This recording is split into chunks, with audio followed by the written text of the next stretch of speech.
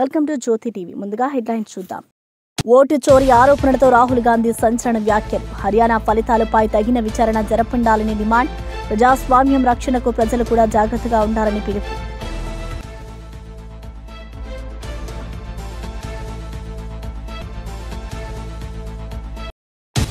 రైతుల నిర్లక్ష్యంపై బొత్స సత్యనారాయణ ఘాటు విమర్శ. తుఫాన్ బాధితులకు సహాయం వేగవంతం చేయాలని బొత్స డిమాండ్.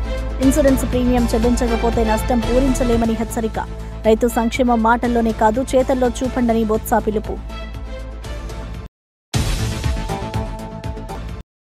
జగన్ పర్యటనలో అబద్ధమని కొల్లు రవీంద్ర తీవ్ర వ్యాఖ్యలు. గ్రామీణ బాధ్యత పట్టించుకుంటేనే నాయకత్వమని కొల్లు స్పష్టం. పంట నష్ట నివేదికలను పారదర్శకంగా విడుదల చేయాలని కౌంటర్.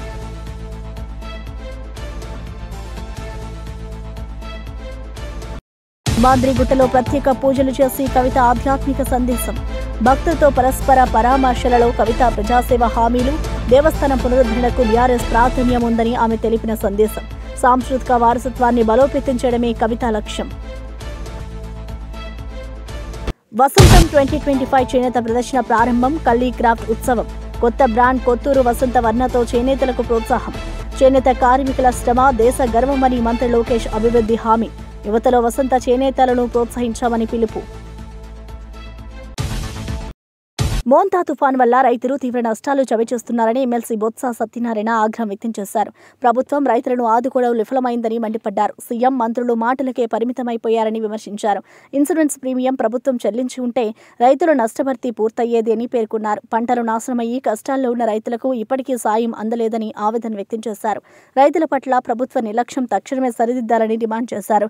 సహాయక చర్యలు వేగవంతం చేసి పంట నష్టాల అంచనా నివేదికలను పారదర్శకంగా విడుదల చేయాలని సూచించారు. రైతు సంక్షేమం మాటల్లో కాదు చేతల్లో చూపాలి అని బొత్స స్పష్టం చేశారు.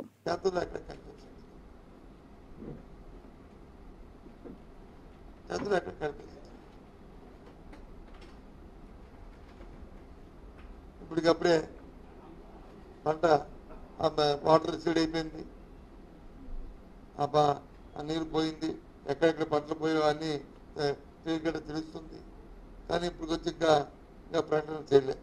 ఇంకా రేపు ఎన్నడూ చేస్తామంటున్నారు.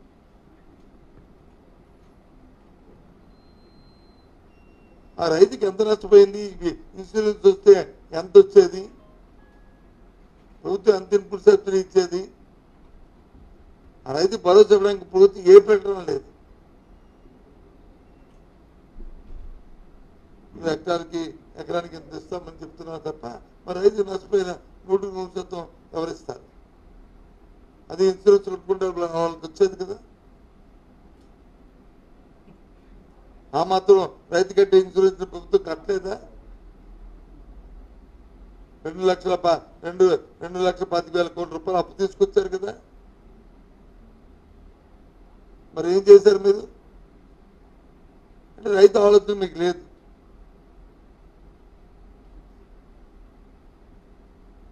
రైతు శ్రేయస్ గురించి ఆలోచించే పరిస్థితి కూడా మీకు లేదు. తిరిగి పైపెచ్చు మా మధ్య ఏదైనా మాట్లాడితే మా రెస్పాన్స్ మాట్లాడతాం, మా రెస్పాన్సిబిలిటీ. ఎందుకంటే మేము మా ప్రభుత్వం 5 సంవత్సరాల్లో మేము రైతుకి చేశాం కాబట్టి.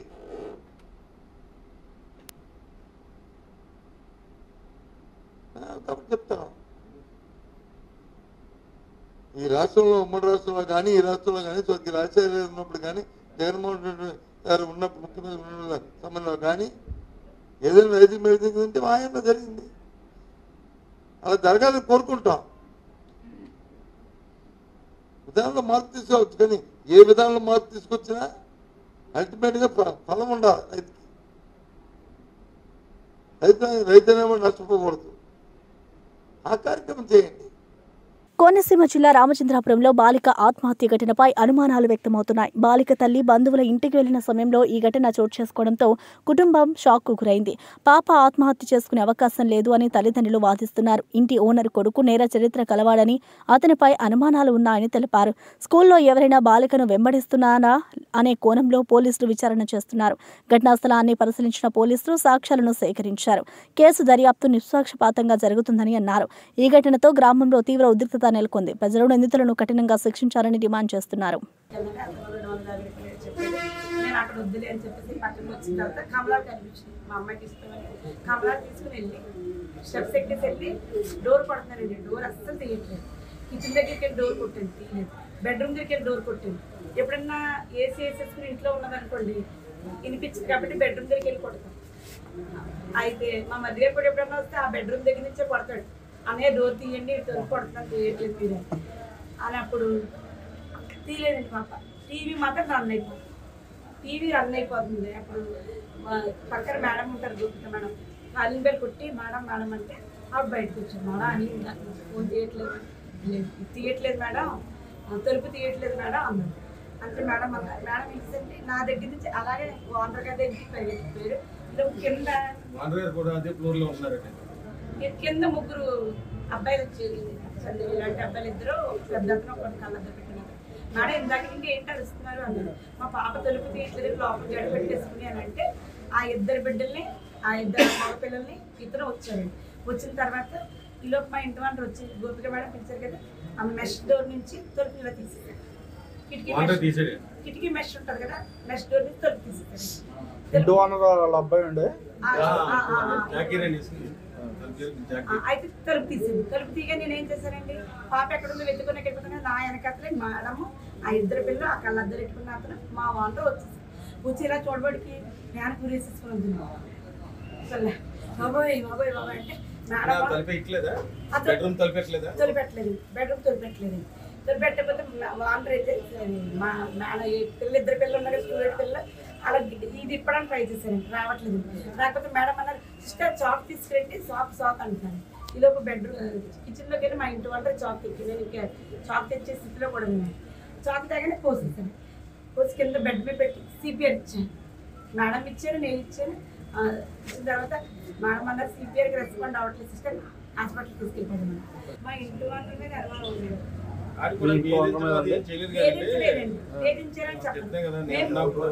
మేము 3 years వచ్చారు కదండి, 3 years నుంచి నాకు అలాంటి లేదు, ఎదింపులు ఏం జరగలేదు. కానీ నిన్న అయితే మా ఇంటి వాళ్ళ మీద డౌట్ వచ్చింది. వైఎస్ఆర్ కాంగ్రెస్ పార్టీ అధినేత జగన్ రైతుల పరామర్శ పేరుతో అబద్దాల యాత్ర చేస్తున్నారని మంత్రి కొల్లు రవీంద్ర మండిపడ్డారు. తుఫాను వచ్చిన 9 రోజుల తర్వాత పరామర్శకు వెళ్లడం నాటకం కంటే తక్కువ కాదని వ్యాఖ్యానించారు. కూటమి ప్రభుత్వం రైతులకు ఏమీ చేయలేదని చెప్పడం దారుణమన్నారు. ప్రజలతో సమానంగా బాధను పంచుకోవడమే నాయకత్వ లక్ష్యమని, కానీ జగన్ మాత్రం రాజకీయ లాభం కోసం ఈ యాత్ర చేస్తున్నారని విమర్శించారు. ప్రభుత్వం రైతుల పంట నష్టాలను అంచనా వేసి నష్టపరిహారం చెల్లించేందుకు చర్యలు తీసుకుంటుందని పేర్కొన్నారు. వాస్తవాలు మర్పించి మాయమాటలతో ప్రజలను మోసం చేయాలనుకోవద్దు అని హెచ్చరించారు. నిన్నటికి వారం అయింది అంటే ఆ మంగళవారం తుఫాను వస్తే మళ్ళీ మంగళవారం కంటే దగ్గర 9 రోజులకి మళ్ళీ ఆయనకి ఈయన వచ్చాడు. అంటే 9 రోజులు రైతులు ఏమైపోయారో అయ్యేం పట్టించుకోవాలి. అట్లాగే నిన్న వచ్చినటువంటి సందర్భంలో కూటమి ప్రభుత్వం రైతులకి ఏమీ చేయలేదని చెప్పి అని ప్రయత్నం చేశాడు. కానీ ఎవ్వరూ నమ్మల, ఆయన యాత్రను ఎవ్వరూ నమ్మల. జనం లేక వాళ్ళు ఏదో ఒక నాయకులను తోలుకొచ్చి వాళ్ళతో ఏదో మాట్లాడించాలని చాలా ప్రయత్నాలు చేశారు.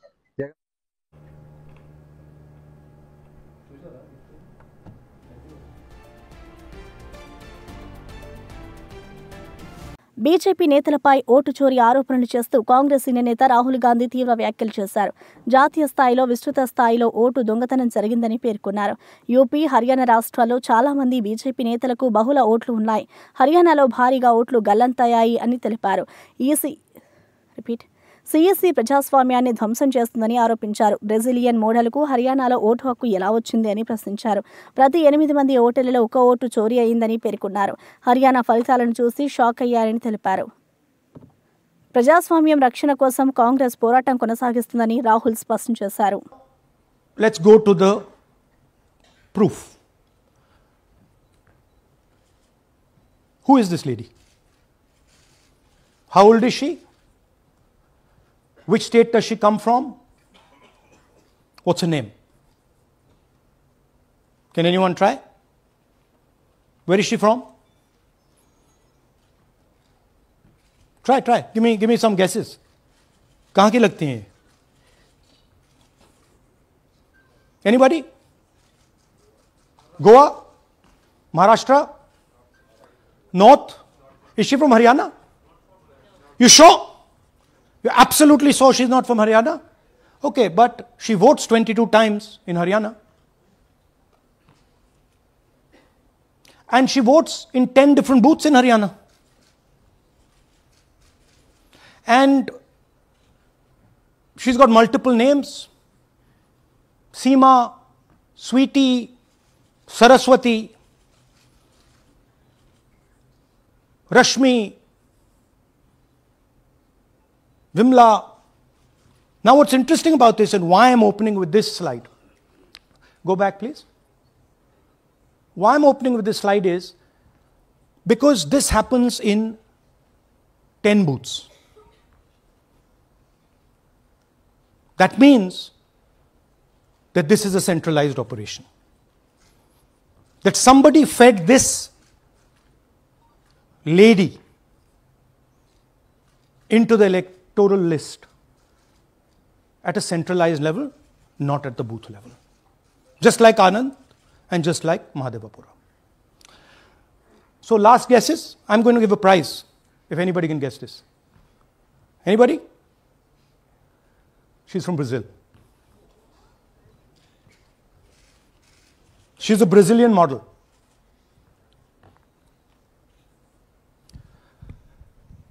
That's a stock photograph. And she's one of 25 lakh such records in Haryana. This is proof of a centralized operation. I'm going to show you, if you just scan that, which I'll do just now. If you scan that,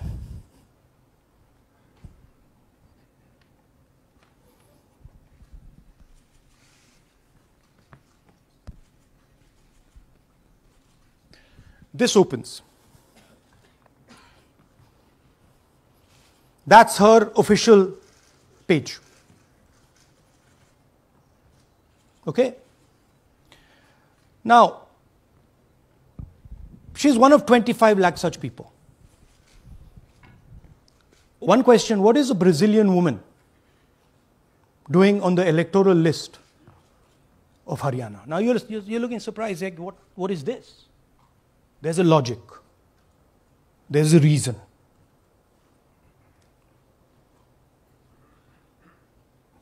Telangana జాగృతి అధ్యక్షురాలు MLC Kalvakuntla Kavitha Balkonda నియోజకవర్గంలోని లింబాద్రి గుట్ట శ్రీ లక్ష్మీనరసింహస్వామి దేవస్థానాన్ని సందర్శించారు. ఆలయంలో స్వామివారిని దర్శించి ప్రత్యేక పూజలు నిర్వహించారు. ఈ సందర్భంగా ఆమె రాష్ట్ర ప్రజలకు శాంతి సౌభాగ్యం కలగాలని ప్రార్థించారు. ఆలయ ప్రాంగణంలో భక్తుల సందోహం కనిపించింది. ఆలయ అర్చకులు కవితకు తీర్థ ప్రసాదాలు అందించారు. తర్వాత మీడియాతో మాట్లాడిన ఆమె తెలంగాణలో దేవాలయ పునరుద్ధరణ కార్యక్రమాలకు బీఆర్ఎస్ ప్రభుత్వం ప్రాధాన్యం ఇచ్చిందని గుర్తు చేశారు. అభివృద్ధి, ఆధ్యాత్మికత కలిసి సాగాలన్నది తమ లక్ష్యం అని చెప్పారు. మహిళా సాధికారత, సాంస్కృతిక వారసత్వం పరిరక్షణ కోసం తెలంగాణ జాగృతి నిరంతరం కృషి చేస్తుందని తెలిపారు. లేదు, చాలా నష్టం జరుగుతున్నది. మరి ఇంత వాన పడ్డది, దాదాపు 4-5 లక్షల అప్పు మీద పడ్డది. 6 ఎకరాలు కౌలుకు తీసుకున్నటువంటి రైతు అతను. మరి ఆ రైతు కుటుంబాన్ని సందర్శించి ఇప్పుడే పరామర్శించి రావడం జరిగింది. వాళ్ళ కుటుంబం అంతా కూడా ముక్త కంఠంతో ఒకటే చెప్తా ఉన్నారు, ఇది కేవలం ప్రభుత్వం చేసినటువంటి హత్య తప్పితే ఇంకోటి కాదు. ఎందుకంటే కనీసం టైంకు యూరియా ఇచ్చులేదు. పోనీ యూరియా రాలేదు, మంచికో చెడుకో ఏదో చేసి పత్తేసుకున్నాం అనేటటువంటి దశలో ప్రకృతి వైపరీత్యం వానలు పడ్డాయి. మరి వానలు పడ్డప్పుడు కనీసం ప్రభుత్వం కొంత మానవత్వం ప్రదర్శించి మరి మాయిశ్చర్ కంటెంట్ 8, 12 ఇట్లా లెక్కలు పెట్టుడు కాదు, తడిసినా ఏమైనా మొలకలెత్తినా మేము కొంటామంటే రైతుకు ధీమా ఉంటుంది. ఇదివరకు అట్లా అన్నం, ఇదివరకు అట్లా కొన్నాం.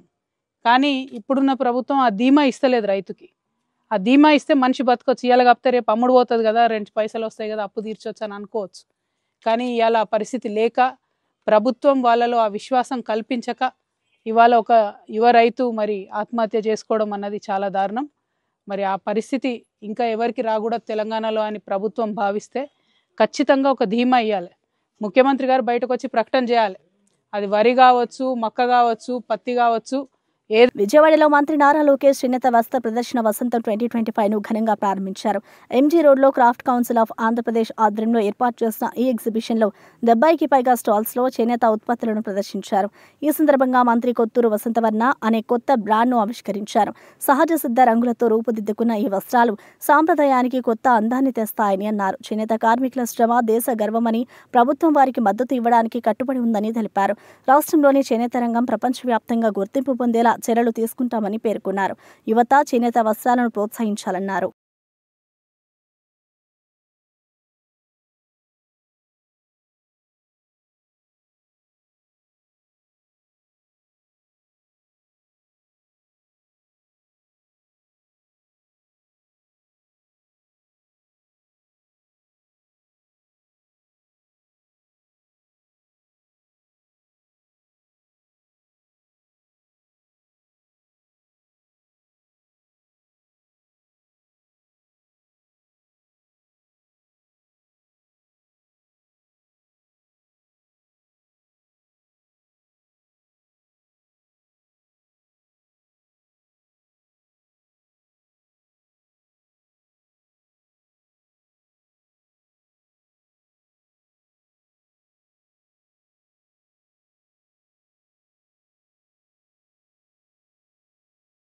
లండన్ మీ ఫెయిర్ హాల్లో జరిగిన గౌరవ కార్యక్రమంలో నారా భువనేశ్వరి 2 ప్రతిష్టాత్మక అంతర్జాతీయ అవార్డులను అందుకున్నారు.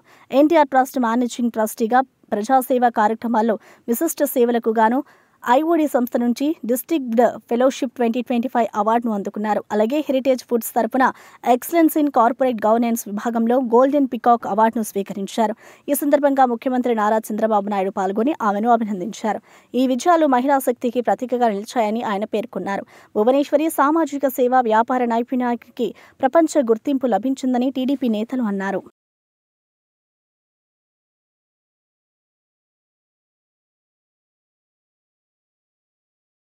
జూబ్లీహిల్స్ నియోజకవర్గంలో కాంగ్రెస్ నేత రేవంత్ రెడ్డి ముస్లింలపై చేసిన వ్యాఖ్యలపై బీఆర్ఎస్ ముస్లిం నేతలు ఆగ్రహం వ్యక్తం చేశారు. వెంటనే క్షమాపణలు చెప్పాలని, లేని పక్షంలో కాంగ్రెస్ ముస్లిం నేతలను ఆ ప్రాంతంలో తిరగనివ్వరని హెచ్చరించారు. ప్రభుత్వం ముస్లింల వ్యాపారాలపై అన్యాయ చర్యలు తీసుకుంటుందని ఆరోపించారు. రహమత్ నగర్ కార్పొరేటర్ షఫీ హోటల్ను సీజ్ చేయడం ముస్లింలపై వివక్షకు ఉదాహరణ అని పేర్కొన్నారు. రేవంత్ రెడ్డి వ్యాఖ్యలు సమాజంలో విద్వేషాన్ని రేపుతున్నాయని అన్నారు. ప్రజాస్వామ్యంలో ప్రతి వర్గం గౌరవంగా జీవించేందుకు ప్రయత్నించాలన్నారు. ముస్లిం సమాజం సహనంగా ఉన్న అవమానాన్ని మాత్రం భరించదు అని నేతలు స్పష్టం చేశారు. कांग्रेस है तो मुसलमान है, कांग्रेस है तो आपकी इज्जत है, जब कांग्रेस नहीं है अब कुछ नहीं है. కాంగ్రెస్ సీఎం రేవంత్ రెడ్డి వ్యాఖ్యలపై మైనారిటీ నేత అబ్దుల్ ముఖీ చంద్ తీవ్రంగా ఆగ్రహం వ్యక్తం చేశారు. రేవంత్ ముస్లింలు ఉన్నారు అంటే కాంగ్రెస్ వల్ల అని చెప్పడం దారుణమన్నారు. రేవంత్ ఆర్ఎస్ఎస్ విద్యార్థి అని అందరికీ తెలుసని పేర్కొన్నారు. కిషన్ రెడ్డి, రేవంత్ కలిసి ముస్లింలను బెదిరింపులకు గురి చేస్తున్నారని ఆరోపించారు. ముస్లిం సమాజం శాంతి, సహనానికి ప్రతీక అయిన అవమానాన్ని మాత్రం భరించదు అని హెచ్చరించారు. మత సామరస్యాన్ని కాపాడడం ప్రభుత్వ కర్తవ్యమని, విభజన రాజకీయాలు ప్రమాదకరమని అన్నారు. రాష్ట్ర ప్రజలు ఇలాంటి నేతలకు తగిన బుద్ధి చెబుతారని పేర్కొన్నారు. ప్రజాస్వామ్యంలో ప్రతి వర్గం గౌరవంగా జీవించేందుకు హక్కు ఉందని మైనారిటీ నేతలు స్పష్టం చేశారు. मुसलमानों को खबरस्तान देकर फैलाने फुसलाने की कोशिश की तो मुसलमान नहीं भले फुसले. जब उन्होंने एक मुसलमान को मिनिस्टर बनाकर बहलाने फुसलाने की कोशिश की तब भी इंटेलिजेंस की रिपोर्ट आई कि मुसलमान इनके बहकावे में नहीं आए. क्योंकि आप देखिए कि इन्होंने 22 माह का इंतज़ार करके एक मुस्लिम को वज़ीर बनाया और हमारे अजहरुद्दीन साहब एक ऐसे तेलंगाना के पहले मुस्लिम वज़ीर हैं जिन्होंने हलफ लेने के बाद, ओत लेने के बाद खलमदान के लिए 5 दिन तक इंतज़ार किया. अब तक किसी ने भी खलमदान के लिए इतने वक्त तक इंतज़ार नहीं किया था. इनको जलील किया गया. इस पर मुसलमानों की नाराज़गी को देखते हुए इन्होंने हद पार कर दी और हद पार करके इन्होंने ये कहा कि मुसलमान कब है? जब कांग्रेस है तो मुसलमान है, कांग्रेस है तो आपकी इज्जत है, मुसलमानों की इज्जत है, ये बात कर रहे हैं. अब उन्होंने मुसलमानों को डराने पे आ गए. सब जानते हैं ये आरएसएस के स्कूल से पढ़े लिखे हैं. अब इनके जो आरएसएस की नज़रियात और इनका जो नज़रिया है वो स्टेज पे ठहर कर रोड शो के दौरान कह रहे हैं. हम इसकी मजम्मत करते हैं. ये जिस तरीके से मुसलमानों को जो है डराने की कोशिश कर रहे हैं वो बीजेपी को साथ में मिलाकर कभी कहते हैं किशन रेड्डी साहब से कुछ बोलने लगा कि मैं तुम्हारी बाप की जागीर दिया क्या, मतलब బీజేపీ ఎంపీ కొండా విశ్వేశ్వరరెడ్డి వ్యాఖ్యలపై బీఆర్ఎస్ నేత పటోళ్ల కార్తీక్ రెడ్డి తీవ్రంగా స్పందించారు. కొండాకు షార్ట్ టర్మ్ మెమొరీ లాస్ ఉన్నట్టుంది, ఎప్పుడు ఏం మాట్లాడుతున్నాడో తనకే అర్థం కాదు అన్నారు. ఆసుపత్రిలో 20 మంది మరణించి ఉన్నప్పుడు రాజకీయాలు మాట్లాడడం మనసున్నవాడి లక్షణమా అని ప్రశ్నించారు. 10 సంవత్సరాల్లో 5 ఏళ్లు బీజేపీ ఎంపీగా ఉన్న కొండా ఇప్పుడు ఇతరులపై నిందలు వేస్తున్నారని విమర్శించారు. ముఖ్యమంత్రిని అడగడం మర్చిపోయి ప్రజలను తప్పుదారి పట్టిస్తున్నాడు అన్నారు.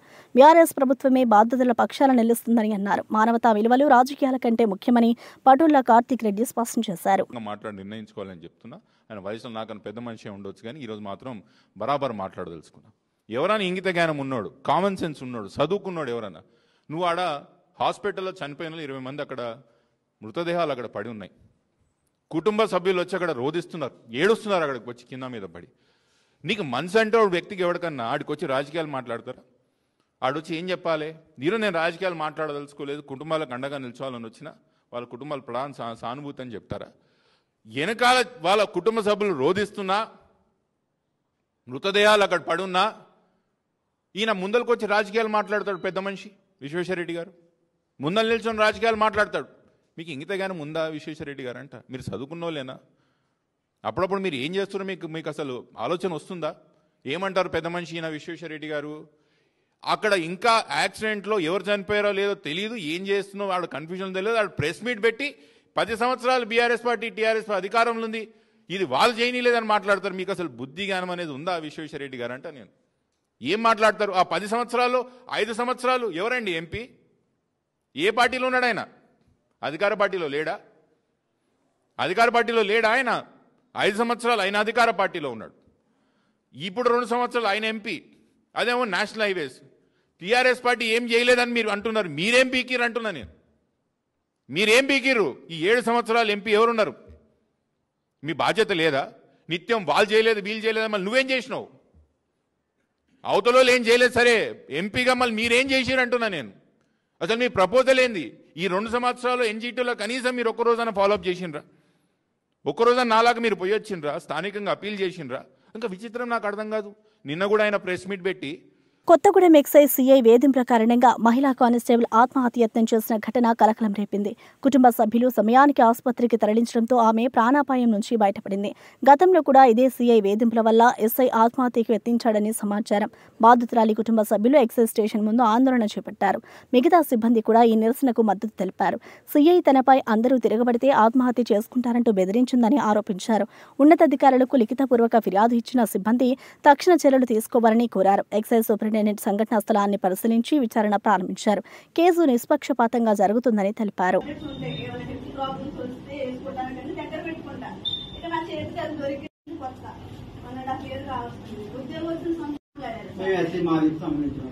అంటే మామూలు మాకు గుర్తు చేస్తున్నట్టు మీరు అన్నగారు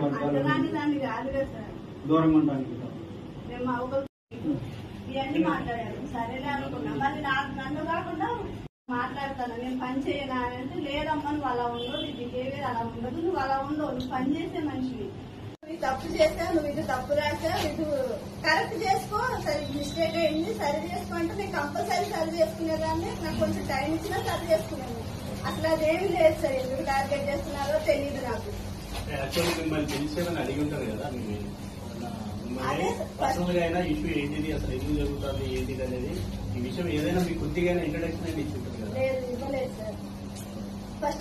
పులివెందుల మెడికల్ కాలేజీలో ఆధునిక పరికరాలను తరలించడం దారుణమని వైఎస్ఆర్ కాంగ్రెస్ పార్టీ తీవ్రంగా ఖండించింది. పార్టీ నేతలు మాట్లాడుతూ నెల రోజులుగా మెడికల్ కాలేజీల ప్రైవేటీకరణకు వ్యతిరేకంగా పోరాటం చేస్తున్నాం, కానీ ప్రభుత్వం స్పందించడం లేదు అని ఆగ్రహం వ్యక్తం చేశారు. మాజీ ముఖ్యమంత్రి వైఎస్ జగన్ కట్టించిన ఈ కాలేజీ ప్రజలకు వైద్య సేవలు అందించే కేంద్రంగా మారాలని కోరుకున్నారు. ఇక్కడ ఉన్న టీడీపీ నేతలు మా కార్యకర్తలను హెరాస్ చేయడం కాకుండా తమ నాయకత్వాన్ని వినియోగించి పరికరాల తరలింపును ఆపాలని విజ్ఞప్తి చేశారు. ప్రజల వద్దకెళ్లి కోటి సంతకాల సేకరణ చేస్తూ ఉంది ఈ ప్రైవేటీకరణకు వ్యతిరేకంగా. మరి ఇంత పెద్ద ఎత్తున ప్రజల్లో ప్రైవేటీకరణ పట్ల నిరసన వస్తే, ఇంత పెద్ద ఎత్తున వ్యతిరేకత వస్తే కూటమి ప్రభుత్వానికి కనీసం చీమ కొట్టినట్టు కూడా లేదు. ఎంత తోలుమందంగా వాళ్ళ ప్రవర్తన ఉందంటే, నిన్నటి రోజున పులివెందుల మెడికల్ కాలేజీలో ఏదైతే జగన్మోహన్ రెడ్డి గారు ముఖ్యమంత్రిగా ఉన్నప్పుడు ఆ బిల్డింగ్లన్నీ పూర్తి చేసి హాస్పిటల్ అక్కడికి తీసుకొచ్చి మెడికల్ కాలేజీలకు కూడా సీట్లు మంజూరు అయ్యాయో ఆ సీట్లు వద్దని చెప్పి వీళ్ళు వెనక్కి పంపారు. ఆ మెడికల్ కాలేజీలో ఆ హాస్పిటల్లో అత్యాధునికమైన ఎక్విప్మెంట్ను జగన్మోహన్ రెడ్డి గారు అప్పట్లో మరి పర్చేస్ చేయడం జరిగింది. ఆ గవర్నమెంట్ పర్చేస్ చేయడం జరిగింది. ఇవాళ ఈ కూటమి ప్రభుత్వం వచ్చిన తర్వాత నిన్నటి రోజున ప్రభుత్వము పులివెందుల్లో ఉన్న అత్యాధునికమైన మరి పరికరాలన్నీ కూడా ఎక్విప్మెంట్ అన్నీ కూడా గుంటూరు కని కర్నూలు కని వాళ్ళు షిఫ్ట్ చేస్తూ ఉన్నారు. అంటే నేను అడుగుతా ఉన్నా, ఇంత ఘోరమా? నెల రోజులుగా ఇంత పెద్ద ఎత్తున ఈ ప్రైవేటీకరణ పట్ల మేము నిరసన తెలుపుతా ఉన్నాం, ప్రజలు నిరసన తెలుపుతా ఉన్నారు. దానికి మీరు స్పందించకపోగా మళ్ళా పులివెందుల మెడికల్ కాలేజీలో పులివెందుల ఆసుపత్రిలో మెడికల్ కాలేజీకి సంబంధించిన జీజీహెచ్లో గవర్నమెంట్ జనరల్ హాస్పిటల్లో ఉన్న పరికరాలను కూడా అత్యాధునికమైన పరికరాలను కూడా ఇక్కడ నుంచి మీరు షిఫ్ట్ చేసి వేరే చోటికి షిఫ్ట్ చేస్తూ ఉన్నారంటే ఈ ప్రాంతం పట్ల ప్రజల పట్ల ఎంత నిర్లక్ష్య వైఖరితో మీరు ఉన్నారని చెప్పడానికి ఇంతకంటే వేరే ఉదాహరణ అక్కర్లా. పులివెందుల ప్రాంతంలో ఉన్న సోకాల్డ్ ఈ టీడీపీ నాయకులు ఇన్ఛార్జి లేకుంటే ఈ జిల్లాకు సంబంధించిన టీడీపీ నాయకులు వీళ్ళందరినీ కూడా నేను గట్టిగా అడుగుతా ఉన్నా, ఎంతసేపు ఈ జిల్లాలో అన్ని నియోజకవర్గాల్లో మీరు అధికారంలోకి వచ్చినప్పటి నుంచి ఎంతసేపు డీలర్షిప్లు బీకినామా లేదా, వైఎస్ఆర్ కాంగ్రెస్ పార్టీకి సంబంధించిన ఫీల్డ్ అసిస్టెంట్లను బీకినామా లేదా, లేకుంటే అంగన్వాడీ ఉద్యోగులు బీకినామా లేదా, లేకుంటే యానిమేటర్లు ఉద్యోగాల నుంచి బీకినామా లేదా? ఈ కాదండి మీరు చేయాల్సింది. బులెటిన్ ముగించే ముందు హెడ్లైన్స్ మరోసారి చూద్దాం. ఓటు చోరీ ఆరోపణలతో రాహుల్ గాంధీ సంచలన వ్యాఖ్యలు. హర్యానా ఫలితాలపై తగిన విచారణ జరపండాలని డిమాండ్. ప్రజాస్వామ్యం రక్షణకు ప్రజలు కూడా జాగ్రత్తగా ఉండాలని పిలుపు.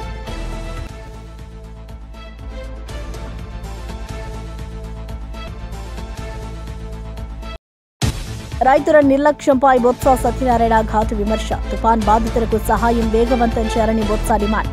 ఇన్సూరెన్స్ ప్రీమియం చెల్లించకపోతే నష్టం పూరించలేమని హెచ్చరిక. రైతు సంక్షేమం మాటల్లోనే కాదు చేతల్లో చూపండని బొత్స పిలుపు. జగన్ పర్యటనలో అబద్ధమని కొల్లు రవీంద్ర తీవ్ర వ్యాఖ్యలు. గ్రామీణ బాధ్యత పట్టించుకుంటేనే నాయకత్వమని కొల్లు స్పష్టం. పంట నష్ట నివేదికలను పారదర్శకంగా విడుదల చేయాలని కౌంటర్.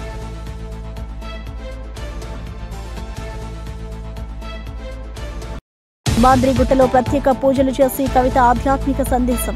భక్తులతో పరస్పర పరామర్శలలో కవిత ప్రజాసేవ హామీలు. దేవస్థానం పునరుద్ధరణకు బీఆర్ఎస్ ప్రాధాన్యం ఉందని ఆమె తెలిపిన సందేశం. సాంస్కృతిక వారసత్వాన్ని బలోపేతం చేయడమే కవిత లక్ష్యం. వసంతం 2025 చేనేత ప్రదర్శన ప్రారంభం. కల్లీ క్రాఫ్ట్ ఉత్సవం. కొత్త బ్రాండ్ కొత్తూరు వసంత వర్ణతో చేనేతలకు ప్రోత్సాహం. చేనేత కార్మికుల శ్రమ దేశ గర్వమని మంత్రి లోకేష్ అభివృద్ధి హామీ. యువతలో వసంత చేనేతలను ప్రోత్సహించామని పిలుపు. ఇవి బులెటిన్ విశేషాలు. చూస్తూనే ఉండండి జ్యోతి టీవీ.